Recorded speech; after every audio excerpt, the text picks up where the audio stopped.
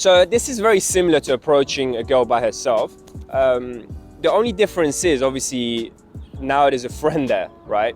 And what I actually see from a lot of guys doing this, this is a huge mistake, and that's they just approach the girl they like. So let's say if there's a group of 2 girls or 3 girls or whatever, they'll just go up to that group and just speak to the girl they like, and then they'll be surprised why the friend comes in and just takes them away. So what you want to do instead is from the beginning you want to involve everyone in the group, right? So let's say there's 2 people, you want to go in, give an eye contact to both girls, right? You want to engage the one that you don't like, right? Because what you're doing is you're showing you're socially savvy in that situation, and also you're making it fun for the friend, right? Because otherwise she's going to get bored and then she's going to leave, and guess what? The friend's going to leave as well, because she's just met you. You know, her friend is more important for her than you are at that point. And then the other thing I was going to say is that you can build attraction, right, with the one you like through her friend.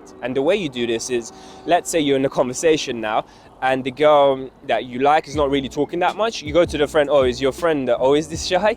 Or the opposite, she's talking quite a lot. So you go to the other one, you say, oh, is your friend like, does your friend always talk this much?